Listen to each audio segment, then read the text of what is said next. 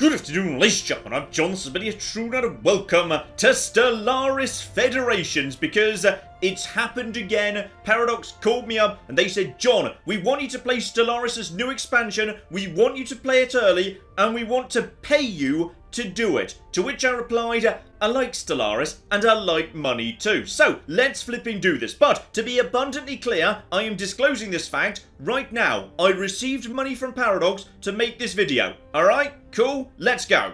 So as you probably guessed, the Federations expansion's done a lot of stuff to, you know, Federations, but there's a lot of other stuff too. And we need to start off by talking about Origins. This is basically a new mechanic that's going to be introduced by the free update that's going to accompany Federations when Stellaris goes over to version 2.6. Basically providing a set of starting circumstances for your empire, meaning there's going to be a lot more variety in your starts in the early game. Now some of these are going to look very familiar immediately, because plenty of them, once upon a time, were civics, but have now been broken out into their own thing, and significantly fleshed out. So everyone knows, start with some robots, start with a second species, that's been in the game for a long time.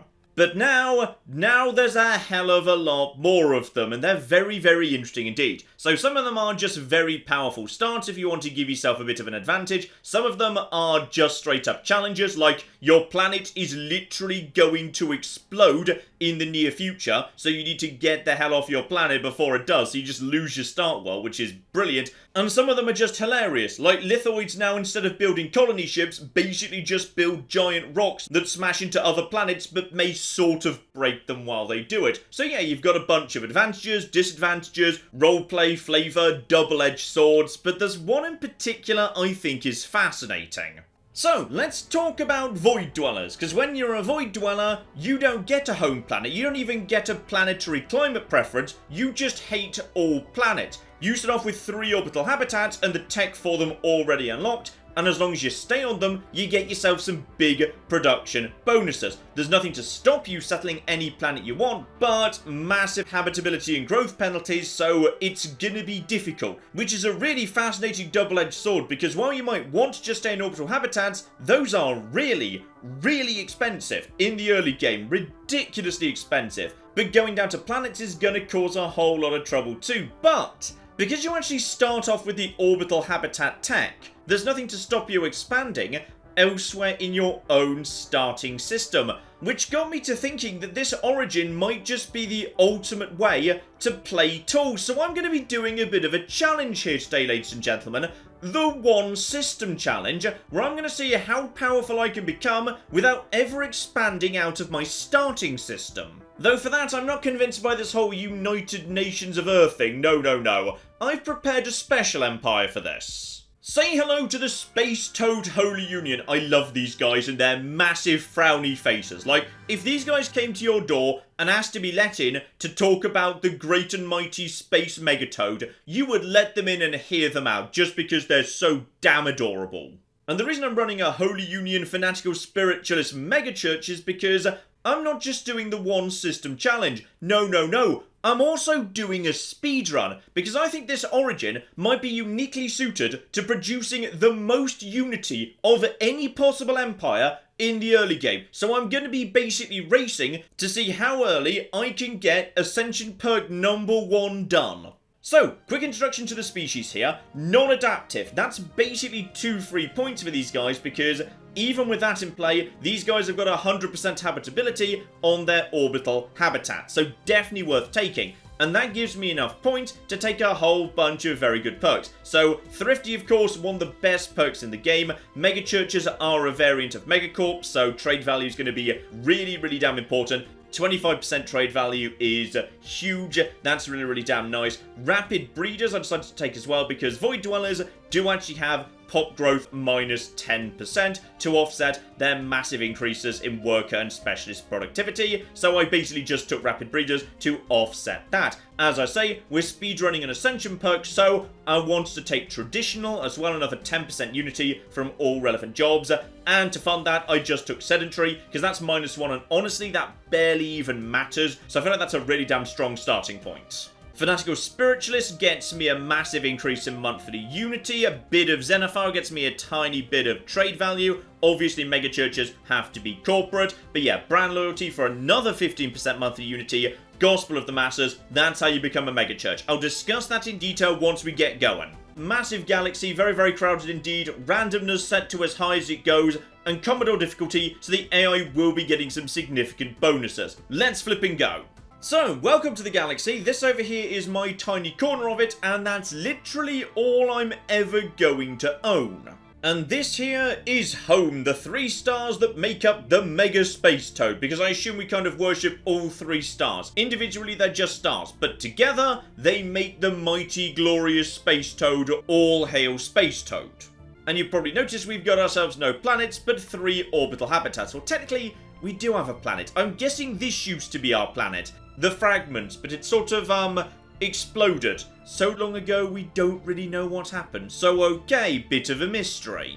And the reason we got a few of these things is because they're a lot smaller than a planet typically capping out at around size 25, i.e. space for 25 districts. An orbital habitat by default only has space for 6, so between the 3 habitats, space for 18, though we will be able to upgrade that a little bit later. So that's why we got 3, because each of them is very, very small indeed. But that does open up certain opportunities, which is very, very interesting indeed. But let's not get ahead of ourselves. Just in case you've not done much work with habitats before, a quick reminder for how they work, because they're very, very different to a planet. On a planet, you've got 4 basic kinds of districts. Your cities that provide housing, your generators that provide energy, your mines that provide minerals, and your farms that provide food. But habitats work very differently to that.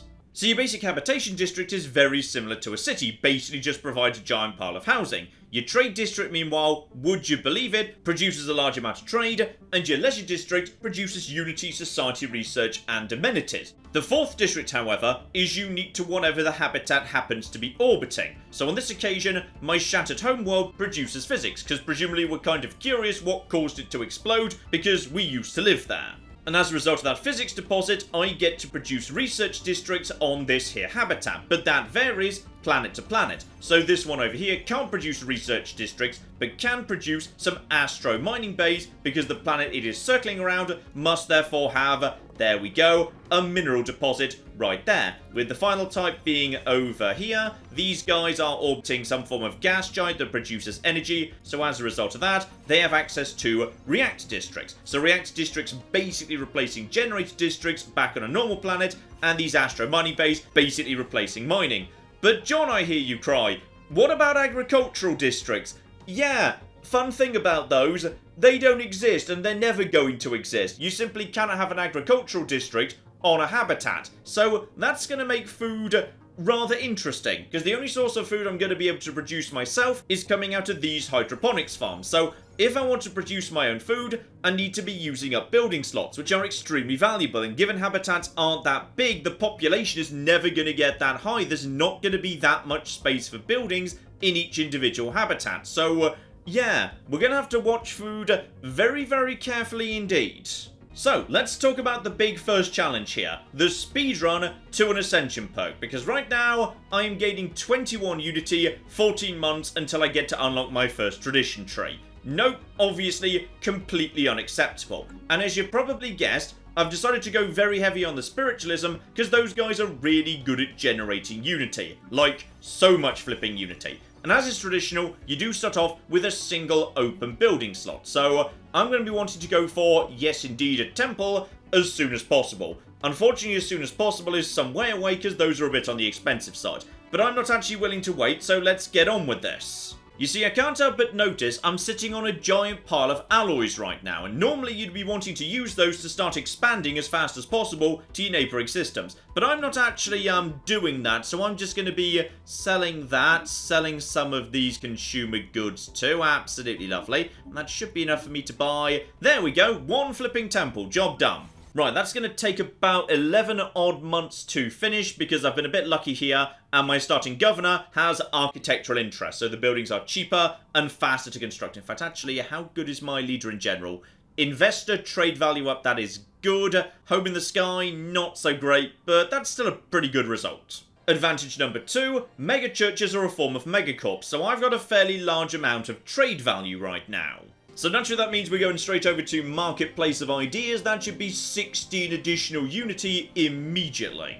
Fun fact though, I can boost that a bit immediately, because normally of course, you start with one planet, your capital, and your capital, you can't set its designation, because it's your capital. However, I've only got one capital and 2 subregions. Those I can just set immediately. So this place right now is a factory station for some reason, despite not having any factories. So, no, I think you're going to be a trade station, jumps immediately up to 30. That's an extra unity a month immediately.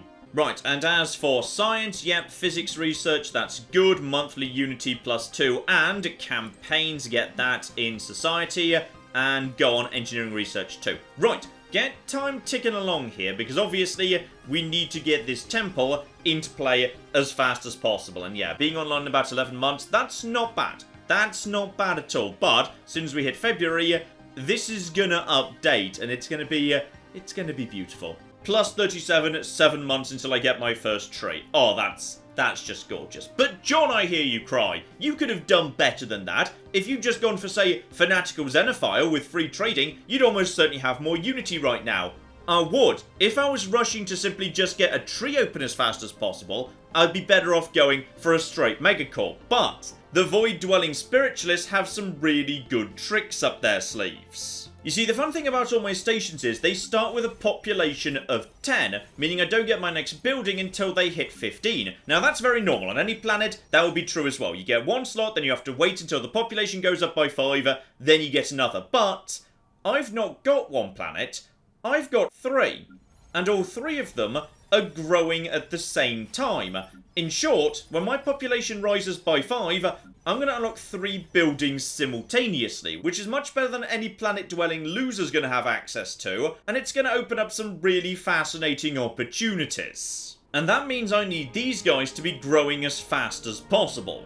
So, food policy, dietary balance, nope, everyone stuff your faces. Okay, September of year 1, we've got ourselves access to a tree, and rather unusually, I'm going to go for harmony. Because yeah, pop food consumption being down, that's really darn nice. Greater good. Governing ethics attraction, that's going to be good as well. Stability being up, that's productivity. This is actually probably the most urgent thing for me, so we're going to get on with that immediately. 10 months till the next. Love it. Because one of the good things about spiritualists, and mega churches in particular, is the ethics attraction is ridiculous. Pretty soon, my empire will be overwhelmingly made of spiritualists, and spiritualist pops inside mega churches generate additional trade value, representing like tithing or something, I guess, and it's not a small bonus. In fact, I think it's way bigger than most people would give it credit for. I'm going to explain this in a massively oversimplified form for the sake of time here. Basically, all pops generate a tiny amount of trade value just by existing, representing their domestic economic activity. It's what's written down over there against trade value as from pops, plus 3.1.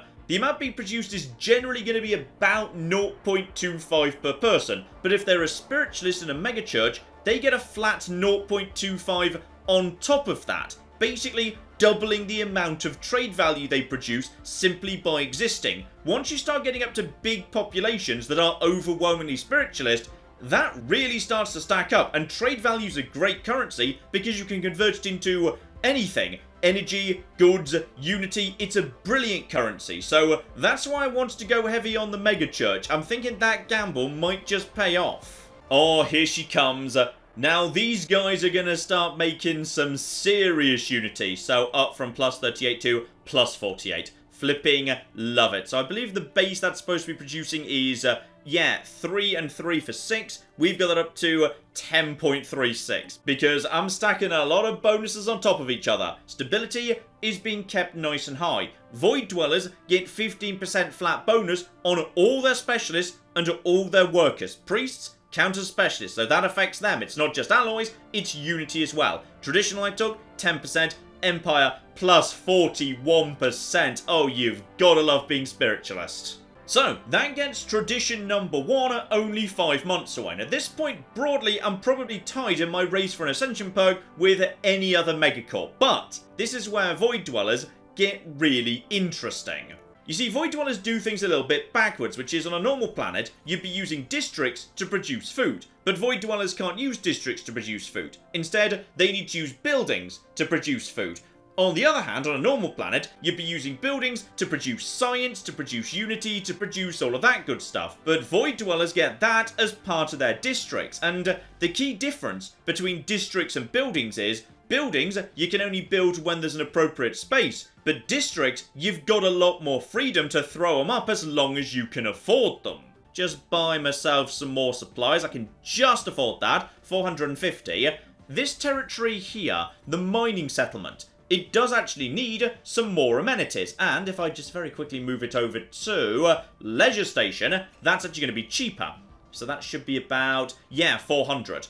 Bargain. So I'm going to get that in production right now. 220 days, absolutely nothing. That's going to be done in no time. That's going to start producing a ridiculous amount of unity that no other empire would be able to have access to this early in the game.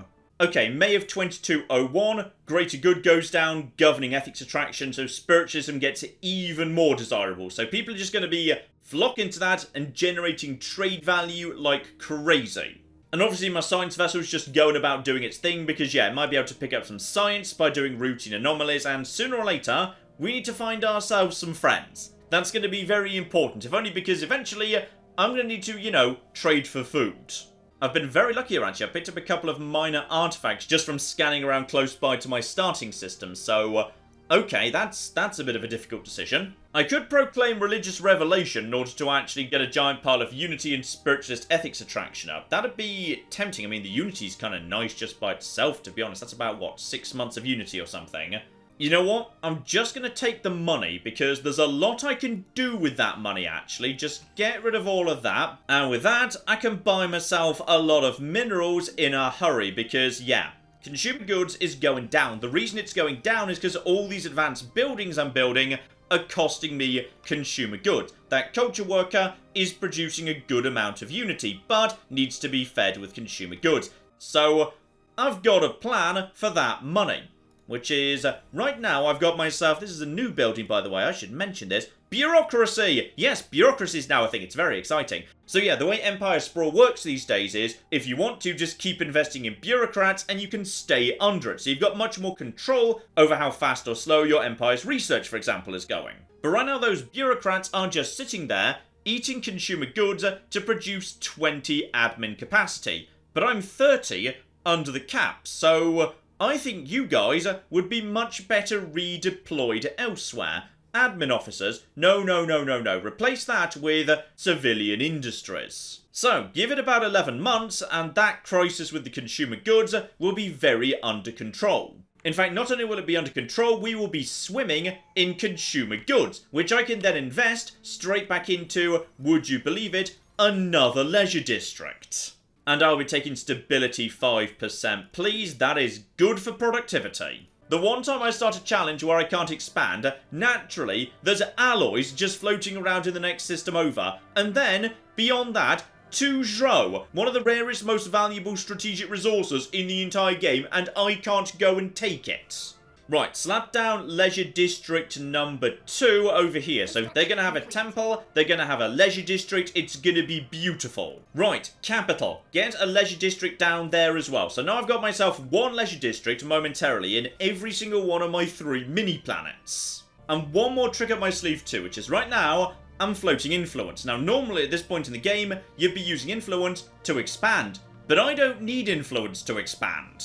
And that means I can use my influence to declare a saint. 15% unity, love it.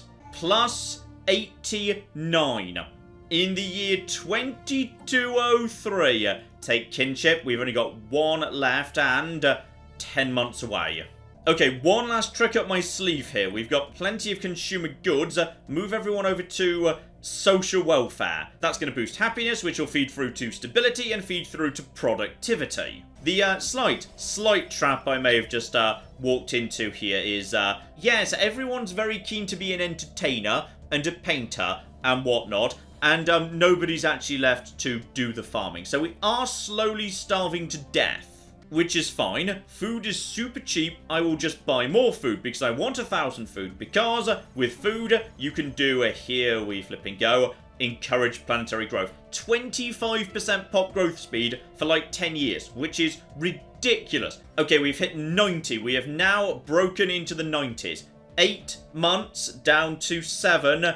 Come on. Come on, I believe in you. We're in the final flipping sprint now. July 2204, just over 4.5 years since the start date, and we have got ourselves an ascension perk. I challenge you to do it faster than that. I don't think it's possible. Void Dwellers are wonderful and I love them. Now obviously sooner or later I'm gonna be needing Voidborn, because right now I can only fit 6 districts in any given station. Voidborn boosts that to 8, so across my 3 starting stations, 24 districts instead of 18. That's very important but not urgent. Instead, I'm actually more interested in executive vigor, because given I'm not going to be spending my influence on expanding, I'm going to be able to have a lot of edicts on it. Edicts are really, really damn powerful. I like executive vigor. I think it's a really good ascension perk. So go on. We'll take that one right now. We've got ourselves a fallen empire just up the road. Right, so Holy Guardians. Okay, me and you are chill. Also, like the Lithoid fallen empire. Never seen one of them before. Love it. Okay, Unity is in a very good place, but don't forget, I can basically do the same thing for research. There's nothing to stop me just rushing a bit of research. So, let's get my science into good shape as well. Okay, seems like we got a bit of a brick wall up here with the Fallen Empire, so I've deployed a second science ship. You're going to loop around over here, see what you can find close by to the core. You're going to head in this direction, see what we can find out. Because there's got to be someone around here. It's almost been a bit too quiet so far. Unfortunately, I have once again promoted all of my farmers out of farming. And hello, we got ourselves something. What have we got? Aha! We've got actual people. That's not creatures. That's an empire. Okay, have a chat. Who are you guys? Oh my goodness, it's the Snivlets! It's the Snivlet friendship, which is kind of good and kind of bad. I mean, the nice thing about the Snivlet friendship is, yeah, they're xenophiles. They probably aren't going to try and murder me. But on the other hand, 2 megacorps never want to be too close to each other. Because 1, you're not allowed to actually branch off each other. And 2, we're now going to be in direct competition for any of our neighbours' branch office spots. So, okay, on the plus side, me and you have got to be getting on, right? Hello there, Snivlets. Yes, that's lovely. Oh, you guys are doing so well. Mainly because you're bothering to expand and I'm not. Okay, so, right now, we are cordial, which is nice. But just because we're brand new... Oh my goodness, they're willing to sign non-aggression straight away. Yes, do it. Get it done.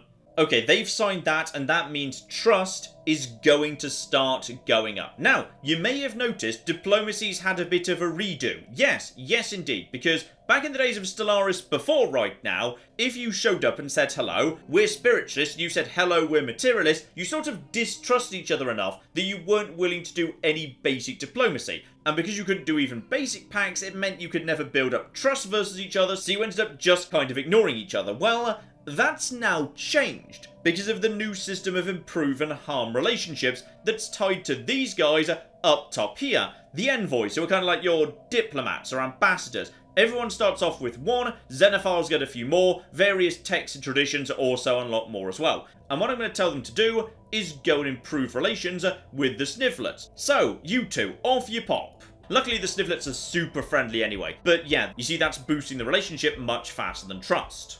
So these days relationships sit somewhere between minus 1,500 and plus 1,500, representing terrible, tense, neutral, positive, and excellent. So right now, we are inside neutral, but we are slowly trending upwards, because I have sent diplomats over to them, they've sent diplomats over to me, because simply, there is nothing else for the diplomats to do. Therefore, it is natural we're going to send them at each other. Now, this I really like as a system, because it makes first contact with aliens much more important, because as I say, there was this odd situation in Stellaris' Wars where sometimes you'd run into literally the first aliens you ever knew in the galaxy, the discovery of other intelligent spacefaring life, and you just kind of go, I don't really like those guys. And they go, don't don't really like you either. Not enough to, like, you know, go to war or anything, you just sort of sit there and not really have anything to do with them. But now first contact's much more significant, because the first time you meet someone, you're going to send all your diplomats to them, they're probably going to send all their diplomats straight back to you, because there's nothing else for the diplomats to do, meaning it's very easy to build a really positive relationship with your first neighbour, meaning it's very likely you'll become friends with them. You might, if you want to, form a defensive pact or an alliance or even a federation or whatnot, so it makes first contact feel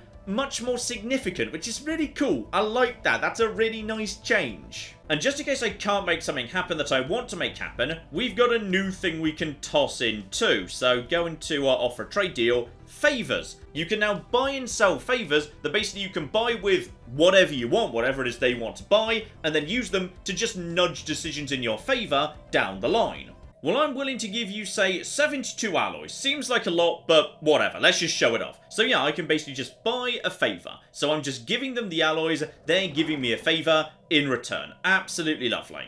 And now, for example, for the moment at least, I can't form a defensive pact, because that's on -30. But if I was to toss the favour back in, that would be reduced to -25. So they're not that powerful, but they are useful for just occasionally nudging things in your favour if you just need to get a deal over the line in a hurry.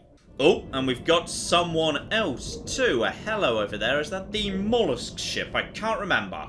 Right, whoever they are, have a chat to them, because I want to get branch officers down if they're down over here before the snivlets can. And, speak of the devil, a very cheap revised edict here, diplomatic grants. I can get, yes, improve or harm relations to be more effective for only 90 influence. Do it. That's good. That works for me. Yes, one more thing I can do as well. New thing, diplomatic stance. So, you can change your outlook on the rest of the galaxy. Obviously, as a trader, I start off on that focus, so get myself some extra trade value, plus affects diplomatic weight from economy. Your diplomatic weight being something that's going to be much more important once the space yuan gets set up. But basically it represents how powerful you are as a single number, as a function of pops, fleet, economy, and technology. So yeah, you might want to take stances, or tax, or decisions, or whatever, that basically mean, hey, I want my economy to have a greater impact on my diplomatic weight, and my fleet power less, if you're very rich, but you don't have the biggest fleet, say.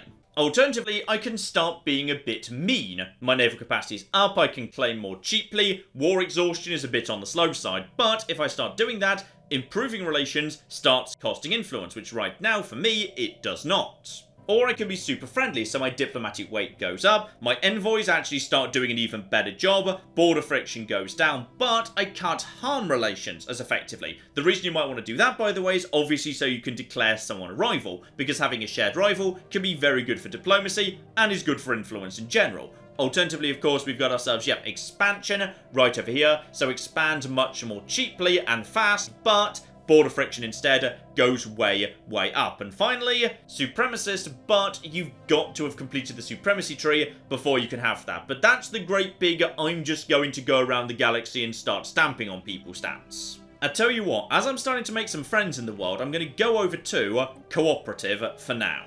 Aha, traditions. Now that we've actually got a new life done, swing straight down into diplomacy. I want to get the Federation done as fast as possible, because that's not just Federations, that's also an extra envoy. Okay, we've got ourselves somebody here, the Ixeldar Star Collective. Hi guys, ooh, I love you, you're adorable. You're a hive mind though. I'm guessing that means you don't want to trade. Nope, they just don't believe in trade, they're not really sure what it is. Oh, here we go. We have got ourselves up to population 15. Now, obviously, if I wanted to, I could now slap down a temple. I could have a temple on all 3 of my starting habitats. But I feel like Unity is under control for the time being, though it is a bit weird, because a whole bunch of stuff I'd normally be throwing down in these slots, like, for example, say, holo theatres or research labs, I can do that more efficiently and more cheaply by using districts, so yeah, what's the right thing to do here? Probably, actually, get that admin office straight back up, because, yeah, we are getting close to that Empire Sprawl, and I am a megacorp, so I do not want to be over that. Also, right now it looks like, yeah, just under 1/5 of all of our unities coming from our trade policy. Okay. I could probably do without that, to be honest. I'm more concerned about consumer goods. So, right, let's make a little change here, because it's been 10 years, so we can do that. Trade policy, move over to consumer benefits, if you'd be so kind. That should sort out the consumer goods problem. Nice. Now I have got plenty of spare capacity to throw down extra research labs, leisure districts, anything. And here we go. Any moment we should move over to... lovely. Positive relations. And hello over there, we've got... wow, it's another fallen empire. It is the Xenophiles, though. That's probably good news. They're generally pretty chill. Lonesome Retreat hits 15. I know what we need to do. It's alloys. We need to seriously be getting on with alloy production right now. Because if I want to start expanding within my own starting system, I'm going to be needing, yeah, I think it's 3,000 alloys to do it. So that's not nothing. Here we go, the Diri concern down south. Okay, fanatical materialists and militarists, but... oh, it's another flipping mega corporation. Okay, this is unfortunate. It's unfortunate these guys are everywhere. Actually, you say they're a mega corporation, but I can't help but notice. No, they're not. They've got normal civics, so... okay, possibly mega corporation is just a polite way of saying they're businessy. Unfortunately, they also kind of hate us, because, yeah, they're very materialist and I'm very spiritualist. So, this is where we need to start getting in with our flipping diplomats. And yeah, this is where this starts becoming interesting, because your diplomats can only be in one place at one time. So I'm going to send both my diplomats over in that direction. They're not really needed over in Snorf anymore. For the simple reason, we've now got multiple treaties in place, so trust is growing by itself. Can we salvage this relationship? Yeah, it's suspicious right now. All I need to do is start slowly dragging them forward, because as they're super into business, they're probably going to be pretty open to a commercial pact if I can just get them out of suspicious. Oh, but here we go. This should be what we need to. Yes, the Federation and Envoy number 3. Ooh, and we've got some lithoids up north over here. Not too far away, though. Okay, we got new friends, potentially. With the Federation in place, we need to have, yeah, excellent relations. So we need to boost our relationship up to that top level, north of 750. Now, right now, the relationship's going up by +7. So trust is having an impact, but it's not spectacular. Let's just go for... yeah, deploying that new envoy over in that direction. So you two guys deal with the Diri concern. You help push us towards federationing. And hello there, rock people up north. So, ooh, spiritual seekers. Okay, me and you have got some stuff in common. I would love to send a diplomat over there, but they're kind of tied up at the minute. Okay, how are you guys feeling about me? I mean, for the most part... we're pretty positive towards each other. How, in theory, do you guys feel about commercial pacts? So, I can't even ask yet because there's no diplomat. So, I don't know because I've got no one there to ask the question. Okay, send one diplomat over in that direction just to see what the situation on the ground is. And, okay. They're pretty close to being willing to form a commercial pact. That's good. That's very, very good indeed. Oh, and even better, non-aggression pact. Done, that'll start building up some trust. Okay, we've hit excellent relations with the Snivelets, but we've got a problem. Now we're actually talking about this in detail. They're not keen on my war philosophy.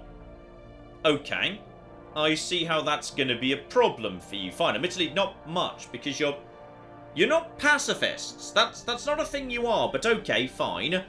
I would need to abolish war in order to actually get that done. Then again, I'm not going on an offensive war anytime soon. I feel like that's not my speed. You know what? Fine. Defensive wars only. We can change that back later. Don't you worry. Okay, -12, and I've already got a favour. Alright. Offer a trade deal. I'm going to be needing 2 favours from you. Okay, apparently you guys are just starving for consumer goods, because that is nothing to me. 188 consumer goods for 2 favours. Right, so we have now got ourselves multiple favours as soon as they accept that. Boom.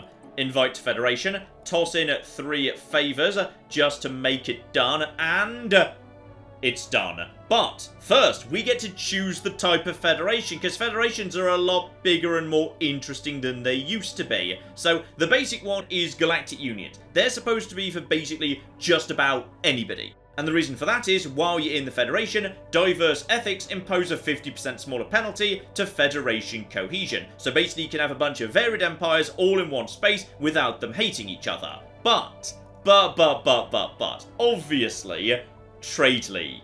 That's the one we want right flipping there.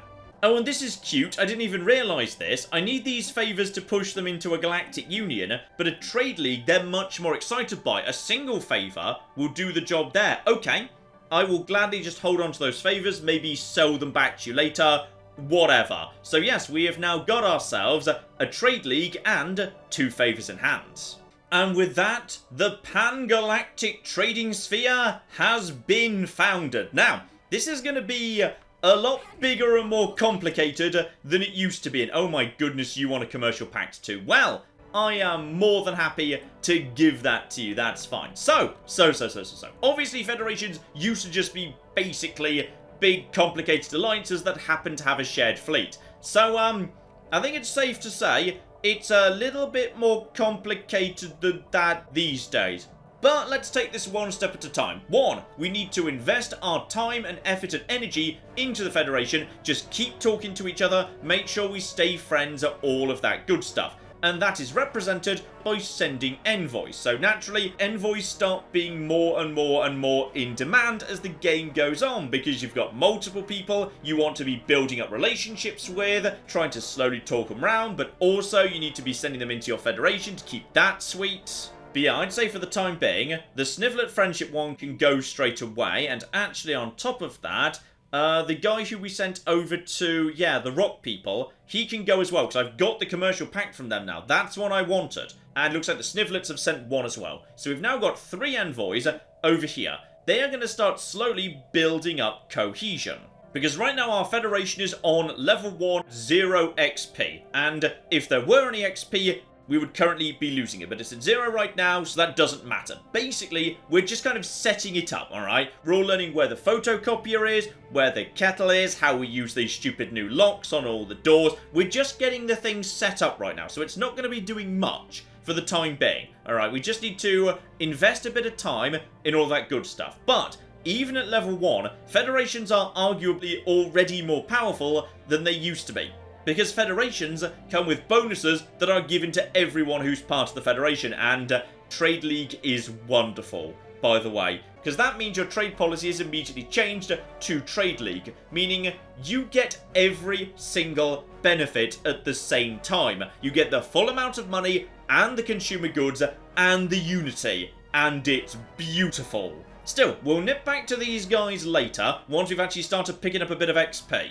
Now, capital of the Rock people, 42 trade value here, which is fine if unspectacular, and ooh. Okay, I'm going to be needing myself some more energy to get that set up, but honestly, I kind of need to do it. Okay, well, I'm swimming in consumer goods right now. Sell 500 of them. That should be, just 25 alloys as well. That's gotta be enough to seal the deal, and boom, establish branch office, which is very important indeed, because in a world where I can't expand outside of my starting territory, having access to a big old pile of fresh buildings, extra source of income, it's good stuff. And these buildings can do all sorts of sexy things, like say producing food at a fast food chain. Now that could be pretty important to me. So say we wouldn't want to be doing research out here. That's really expensive for research. I can do cheap research in my own districts back home. So that wouldn't be that useful to me. But, oh yes, this one. Of course, the unique building for mega churches. Temple of Prosperity. So it's going to cost me money, but it's going to generate a big number of spiritualists on this world. and spiritualist pops on other worlds where I've got that church down, they contribute very nicely to my trade value. Okay, that's worth thinking about, but for the time being, we're just going to need to hold off for now. I simply can't afford it, but we're starting to get somewhere. We're building up relationships. Also, the Snivellets are now rivaling the Diris. Don't do that. We could bring... Okay, we probably can't bring them into the Federation. Oh, gosh darn it. The Snivellets have ruined my relationship with the Diri concern. Well, that's just great. Here we go. Saved up some money. Really need some minerals. So, let's get a private mining consortium down on that rock world, which is... Oh. Okay, how offensive is it to, like, go digging up rocks on a rock world? Like, what are we... Oh, blimey. Okay, if they kick us off world in about a month, I know why. Okay, back in the Federation, we've now been investing and we've got out of the minuses, meaning we are now actually gaining XP at a rate currently of 3.68. But as time goes by, that is slowly ticking up, capping out at 10 XP per month increasing. So, as a result of that, whatever that number is being added on to this bar. Once it fills up, we go up to level 2, meaning we get more and more perks. So on this occasion, say, trade value plus 5%, ship speed plus 10% when in Federation space, which is nice. Speed is really important, and available envoys plus 1. Very nice indeed. Going forward with more trade value, more trade protection, so your trade can make it home more reliably. Federation influence gain starting to go up. Even more trade value. Federation naval capacity counting for 25% more than it would have done otherwise. Diplomatic weight going up once the space UN starts coming in. Trade value again. Damage to endgame crisis plus 25%, which is huge. Absolutely huge. And then another 10% trade value. So trade value can be massively boosted by this thing. And right now, we're only level 1. Because we're only level 1, there's only so much we can do. So right now, Federation centralization is minimal. Right now, we're basically in a very loose relationship with each other. But once I get up to level 2, if I can persuade everyone it's a good idea, we could get centralization up to low, a level 3 medium, level 4 high, level 5 very high. And as a result of that, we can start moving things forward. Because right now, there is no Federation fleet. It doesn't exist. You can't just jump into a Federation and say, I know, we should have a shared military force. That takes some time to do. So only when you've actually started investing in centralization does that even become available. Eventually transferring 20 and up to 30% of their entire naval capacity to the Federation fleet. But as you start doing that, monthly cohesion starts going down, meaning you need to start investing in more and more envoys to keep the Federation together. So you might have to pick and choose which aspects of the Federation you want to invest in versus which you don't really care about. And there's a lot you can do here all of a sudden, like say what the succession rules are going to be, including like psychic challenges and all sorts of nonsense. Strongest by whatever metric that is, how long the actual term lasts. So, you know what? I'm president right now, so how about we just extend my reign for an extra 20 years? I'm going to vote yes on that, actually. Oh my goodness, another 20 years for me. Hooray. Right now, each member gets 1 vote, but we could also say instead, actually, your diplomatic weight corresponds to how much say you get over the Federation, so that might be worth doing, or not. Unanimous votes, majority votes, or President decides, when you start moving this in more of an I am the Senate sort of direction. But if you did want to do that, every single one of those things would slowly see cohesion falling further and further away. And of course, if people aren't happy with your decisions, if they just pull their envoys out of the Federation, centralization is going to start falling, and then those options simply won't be available anymore. So yeah, it's a very interesting system these days. But I do particularly like how when you join it, it's a much looser Federation than in old Stellaris, yet by the time you've invested in it over decades and even centuries, you can, if you want to, effectively turn it into a dictatorship if you've got the political skill to make it happen. Oh, and good work by the Snivellets. They've actually got the Ixodar Star Collective in as an associate member, so we're starting to make friends over here. Good. Okay, here we go. So, we are now up to plus 10 XP, completely filled up cohesion meter right here. Meaning now as a result of that, we are gaining 10 XP every single month, and these envoys do not need to be here anymore. Everyone knows where we keep the tea bags, job complete. meaning the Ixodar, I'm very happy to, yeah, send someone over in that direction. Just because those guys actually seem to be cheering up a bit. Oh, but here's a big moment. 3,000 alloys. It's taken a long flipping time, but we're there. And that means my beautiful construction ship can actually build a habitat. But the rules of habitat say 1 habitat per planet, moons aren't allowed, and only if there's nothing around them already, and that includes mining platforms. So these worlds that the game's actually highlighting right now are kind of garbage. There's nothing on them, so they'd only have the habitation, trade, and leisure districts. Nothing else at all. So I don't want that. Right now, this little planet here, Hidden Pearl, that's generating 4 minerals a turn. Now, obviously, we can do a lot more than that if we got some astro mining bays around. So, you little mining platform, you need to naff off at this point. And now, as a result of that, this habitat is legit. Though it is going to take a fair while to build, I'm not going to deny. So this might actually be a good opportunity to, you know, have a fleet. Because I do actually have, you know, some fleet capacity. Though weirdly, my fleet capacity is only 20, but my individual fleet capacity is 40. Okay, I've been researching techs in a weird order, clearly, but that's absolutely fine. Do a little upgrade right over here. Do a bit of reinforcing momentarily. Let's get ourselves a big old fleet. Okay, 22-25 diplomacy is finished, and just in the nick of time too, because we really need Voidborn. There we go, Lonesome Retreat was literally full. Definitely for the better. Oh, and my goodness, it's more old friends. The Tents of Tabby is located on the far side of the hive mind. Oh, Tabby, you're a good cat, but I understand you are suspicious of me. Don't worry, I'm going to send over some diplomats. They're going to tickle you under the neck. I know you like that, and you're totally going to come round.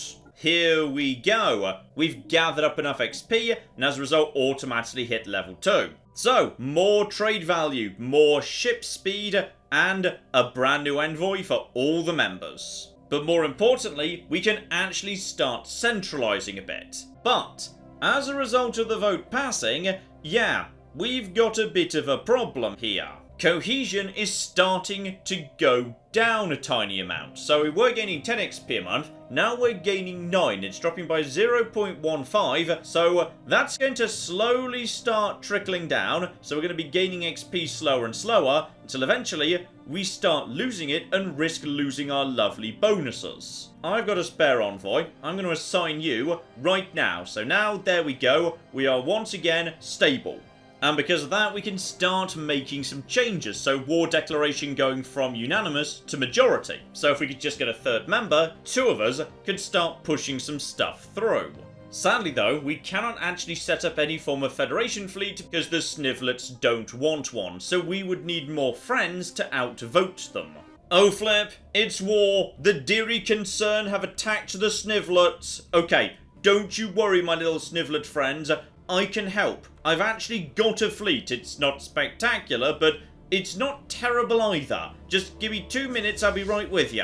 Oh, slight concern. It would appear that, yeah, the guys who attacked us are in possession of fallen Imperial tech. Probably a gift from one of the nearby fallen empires. That's a concern, actually. Right, so good luck with this one, Snivlets. And oh my goodness, Tabby wants to come over for a hug. I love you too, Tabby. Here we go. The battle group is ready. 1,700 strength. These guys may be causing a lot of trouble round here, but we are ready to get round behind them, intercept reinforcement, all of that good stuff. Just get over here and start knocking down these here platforms, alright? All we need to do is stop them advancing. There's a small group there. There is... Ooh. Okay. This group's been battered. I'm guessing you've lost one of your 2 battleships, haven't you? And now you're going up against a station with a fleet somewhere nearby. Also, ooh. Here we go. Galactic Community. Excellent. I was hoping this would happen. And looks like we've caught some of them out of position. 700 strong here versus my 1,800. Okay, so now you guys are in a little bit of trouble. Oh, you gotta love some lasers. Everybody loves lasers. Right, goodbye. Out you go. Off you pop. Oh, and here we go. We've managed to catch that lovely Fallen Empire ship out of position. Now we can just bombard it. Oh, it just manages to get away. Lucky. Flipping lucky. And here comes the Galactic Community, as I say, the Space UN, where all of a sudden your diplomatic weight starts becoming important and just about everyone's decided to jump in. So basically we can now just make space law. Loads of space laws. Lots of different acts and diddly-diddly-dee. So to take a very simple one down the bottom here, galactic priorities. Form a beautiful galactic market, which I can't propose because someone's already done it down at the bottom here. Someone wanted to propose the galactic market, so that's good. Someone did it for me. So as a result of that, things go in a lovely queue. Up next, we have got, in fact, that's the Almet Syndicate. Hello, old friend. So, yes, they now want to actually pass a regulation on regulatory facilitation. So, at this exact moment in time, the Senate is in recess. We're not actually voting on any of these particular motions. Instead, we're voting on which one should move to the Senate floor, which for the time being has nothing on it. So this motion here that would slightly increase pollution and thus reduce habitability, but have a beneficial effect on worker output and increase diplomatic weight based on economy, which would in all fairness work in my favour, because economy is one of my strongest tools. I've not got much of a fleet, but my economy is not terrible. I'd be happy to support that, but if I were to oppose it, then as a result of that, that moves down to position 2. Because I've actually got decent diplomatic weight, all things considered, because you can also assign envoys right here to increase your weight by 10%. So if I was to vote for, say, this particular thing, that's the infinite pond, my old friends. So, we should establish protocols that permit the scientists of the galactic community to share and review discoveries more easily. So diplomatic weight from tech goes up significantly. Research station output goes up, but starbases become more expensive due to, I don't know, the bureaucracy associated with this. And yeah, I don't have enough weight to force anything lower than that further up. Oh, many more votes are being cast right now. I need to try and do what I can to oppose any of this stuff. Just got to... oh, blimey heck. It's down to the wire what's going to the Senate floor in a couple of months. I tell you what, if I actually throw everything, what does that do to the amount of weight that I represent? Okay, it goes up by about 100, 150. So, oh, it might just be enough. I might have just helped tip the balance there, and there we go. Looks like I'm actually going to get my wish. The Senate is now in session, so we now actually have something to vote on. And overwhelmingly, it would appear that we are looking at a total victory. Though, of course, the numbers will slightly shuffle as people put in envoys or pull them back. Okay, the war's over, and these guys managed to pick up one tiny territory, but the Snivlets did hold on to Andax. So really, there wasn't much of a victory. But while the war was happening, I've been building up a pretty darn decent fleet. And now we're all at peace. The Ixodar could actually join with their superior fleet power. And the Snivlets will vote yes as well. Right, in you come then. This I'd say is quite important because these guys have sort of surrounded me, so being on good terms with them, good idea. And after literally a decade of arguing about it, we have all come to agree in the UN that we're going to do slightly more polluting. Okay, we might need to do some work on the Senate yet. I'm not sure it's necessarily working precisely as we originally were hoping. And that means that is now a galactic modifier affecting literally everyone in the Space UN, which is pretty much everyone aside from like a handful of killbots or something. But you know what, ladies and gentlemen, I would say that is enough for now. This here is Stellaris Federations, and I'm sorry if it feels like I've barely scratched the surface in some ways, but there's a lot here that adds a lot to the game, not just in the Federations, which are a lot more interesting now, but of course, the Space UN is a game changer. I'm going to need to sit down with that for many, many hours, and the impact this is going to have on, say, mid and late game crises, because sometimes in old Stellaris, it did feel like you were just a bunch of individual empires. The idea of a galactic community never really formed up, but this is a real step forward in that direction. And of course the Origins, they're going to add a lot of variety to the game here, a lot more replayability, and there was already a lot of replayability. I mean, here I am just chilling out in my starting sector, and my economy is keeping up with my neighbours. Tech is ahead of my neighbours in many cases,